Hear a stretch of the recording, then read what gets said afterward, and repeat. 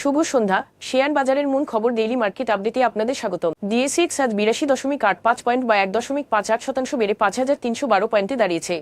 বাজারে মোট লেনদেন হয়েছে 646 কোটি টাকা, যা আগের কার্যদিবসের তুলনায় 35.03% বেশি।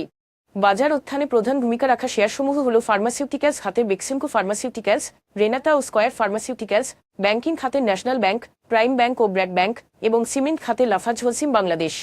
খাতভিত্তিক আয়ের হিসাবে আজ এনবিএফআই খাত সর্বোচ্চ 2.60% প্রবৃদ্ধি অর্জন করেছে। টেক্সটাইল খাত দ্বিতীয় সর্বোচ্চ 2.53% বেড়েছে। অন্যদিকে ব্যাংকিং খাত আজ সর্বোচ্চ 0.91% দরপতন রেকর্ড করেছে। আজ শীর্ষ 20 দরবৃদ্ধি শেয়ারের মধ্যে 12টি ছিল এনবিএফআই খাতভুক্ত। International leasing and financial services, People's leasing and financial services এবং এফএস ফাইন্যান্স অ্যান্ড ইনভেস্টমেন্ট সর্বোচ্চ দরবৃদ্ধি অর্জন করেছে। অন্যদিকে ইসলামী ব্যাংক বাংলাদেশ, আল আরাফার ইসলামী ব্যাংক এবং রতনপুর স্টিল রোলিং মিলস ছিল শীর্ষ দরপতনকারী শেয়ার।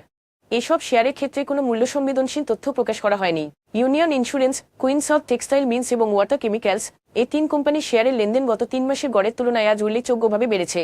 তবে এই লেনদেন বৃদ্ধির পেছনে কোনো স্বাভাবিক কোন কারণ জানা যায়নি। আজকের শীর্ষ দুটি সংবাদ নির্বাচন কেন্দ্রিক ব্যয় সঙ্গে যুক্ত নগদ অর্থের প্রবাহ বৃদ্ধি পাওয়ায় জানুয়ারিতে টানা তৃতীয় মাসের মতো মূল্যস্ফীতি বেড়ে 8 মাসের সর্বোচ্চ পর্যায়ে পৌঁছেছে।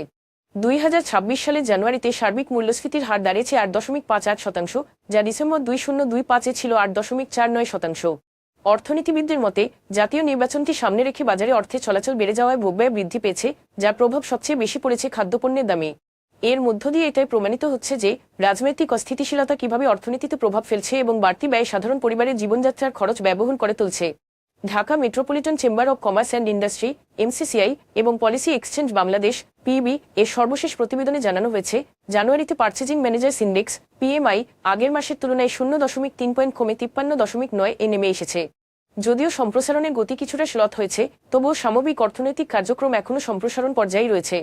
কৃষি, উৎপাদন ও সেবা খাতে ধারাবাহিক প্রবৃদ্ধির কারণে অর্থনীতির চালিকা শক্তি এখনও স্থিতিশীলভাবে এগিয়ে চলেছে। আজ এ পর্যন্তই, ধন্যবাদ।